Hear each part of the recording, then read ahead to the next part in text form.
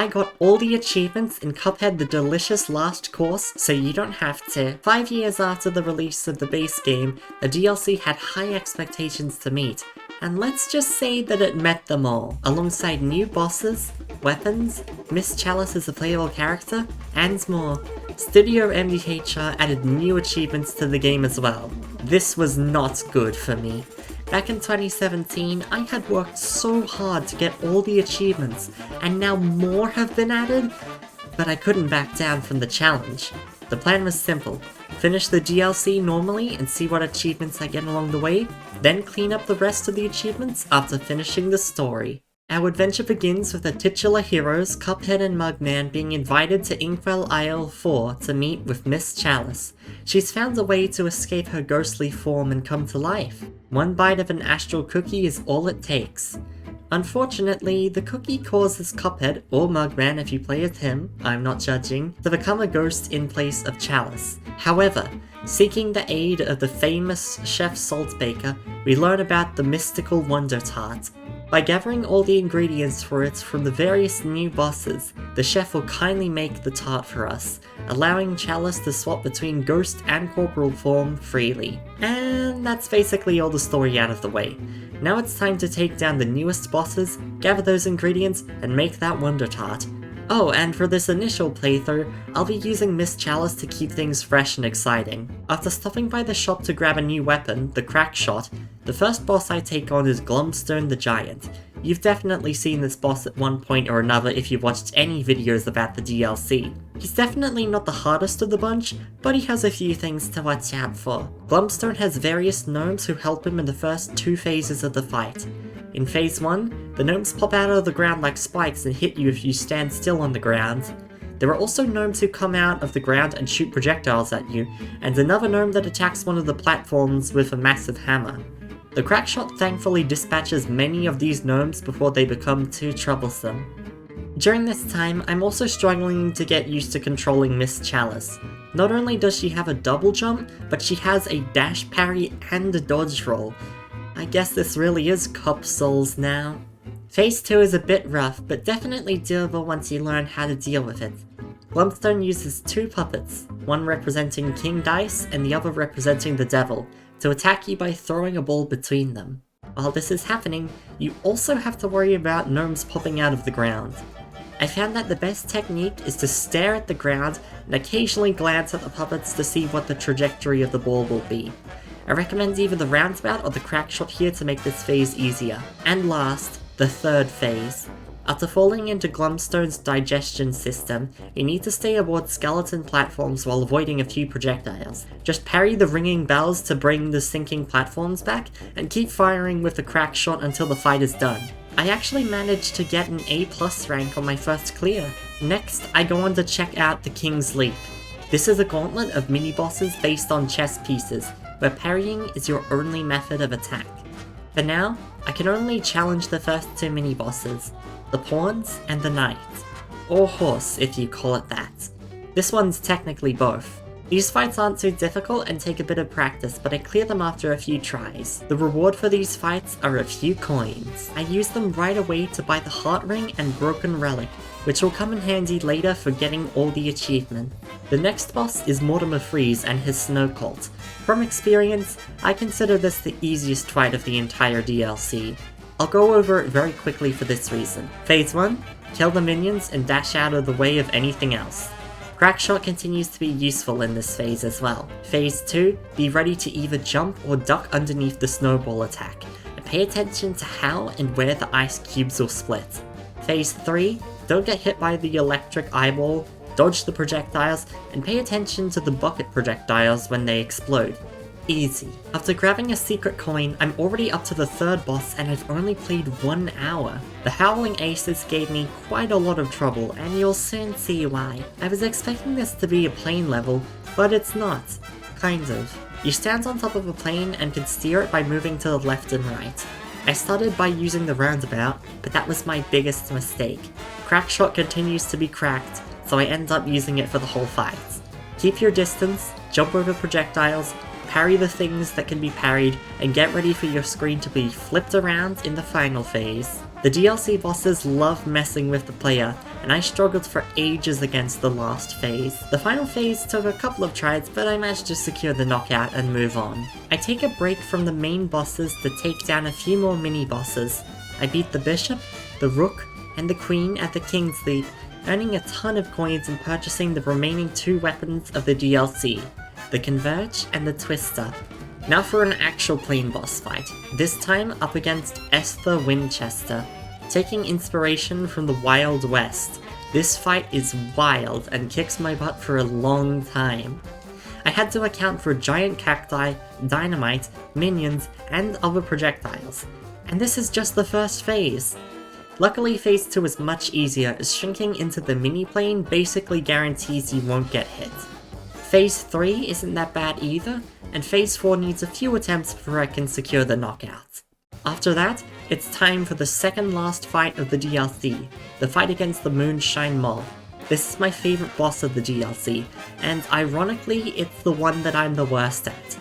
Phase 1 consists of dealing with police officers trying to take the Mafia down, minions, and spider bombs. There's a lot to pay attention to here, so it's really easy to get hit. Phase 2 can be cheesed by playing as Miss Chalice and abusing her dodge roll. And lastly, Phase 3 tries to deceive you, but it's not too bad overall, with the fight out of...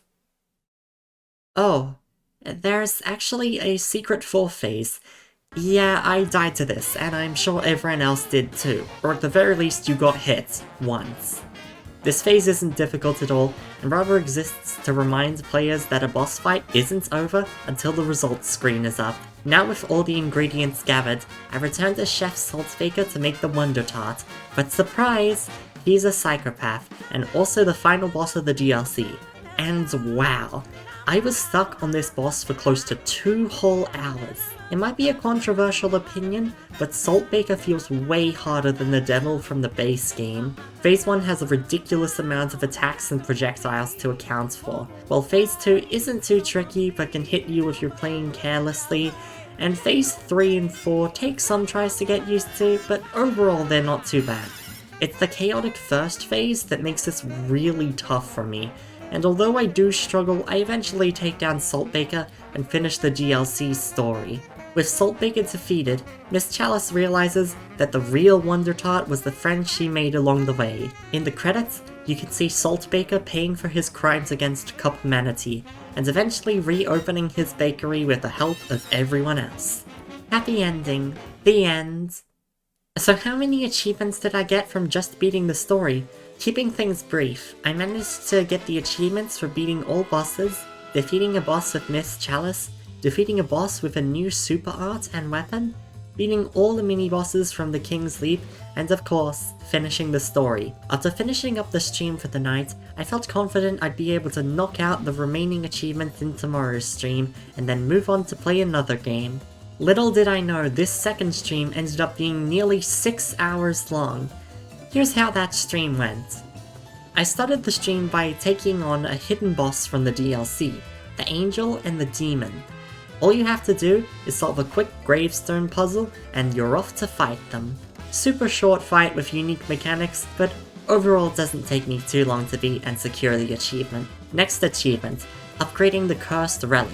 By defeating the Angel and Demon, I was able to upgrade the broken relic I purchased on the first playthrough to the Cursed Relic. It sets your starting HP to 1, and every single time you stop firing your weapon, it randomly swaps to a completely different weapon. Every time you defeat a boss with this charm equipped, it gradually becomes stronger and has a chance of giving you various buffs. I head back to the base game bosses and grind them for a while until the charm has been fully upgraded to the Divine Relic, which is arguably the strongest charm in the game. After getting the achievement, I move on to easily the hardest Cuphead achievement in my opinion. Have 9 HP at one time. It sounds easy, but it's not. To get this achievement, I need to equip the Heart Ring, which gives me HP every few parries, and then I need to flawlessly get through King Dice's boss rush while grabbing all the additional HP along the way. One hit, and I have to restart from the very beginning. Some people may comment, but Lumi, can't you use the Game Genie cheat to get 9 HP with the double Heart Ring? And to that I say no, that used to work, but the version I was playing on had that patched out. While I could get 9 HP with that method, it wouldn't give me the achievement. So time to grind out King Dice. Even a monkey can do this boss fight. Actually, let's not jinx myself. Let's really try not to jinx myself. I'm gonna be quiet for a bit, everyone, if you can understand. I really need to focus. If I get hit once, then this is over.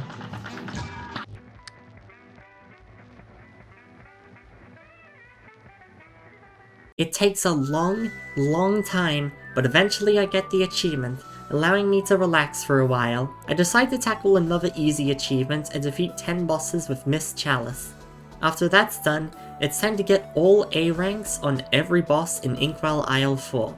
Luckily for me, the only boss I didn't get an A rank on was the Moonshine Mall, so I head straight to them and begin making A rank attempts. This takes a long time as well, but it's my favorite fight from the DLC, so I can't complain.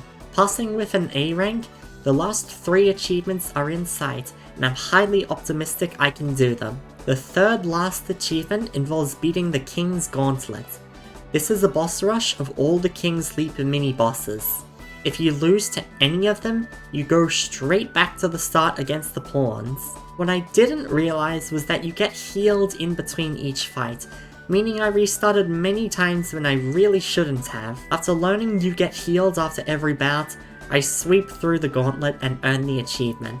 For my second last achievement, I decide to do the S rank achievement of the DLC. This involves beating any boss on expert mode flawlessly. Thinking I'd be able to do this quickly, I chose Glomstone to be my opponent.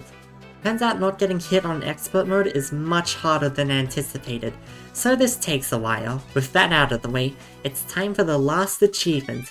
This one's not too bad. Just beat any boss on Inkwell Isle 4 without killing any of their minions. At first, I take on Mortimer Freeze for this achievement.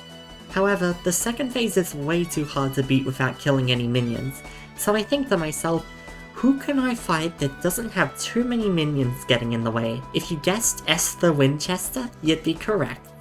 This fight only has minions in the very first phase. If I could get past the first phase while playing cautiously, the rest of the fight would be a breeze, and the achievement would be mine. And that's exactly what happened.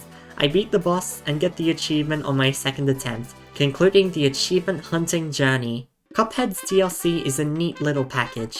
By no means is it necessary, but if you loved the base game like I did back in 2017, definitely pick up the DLC.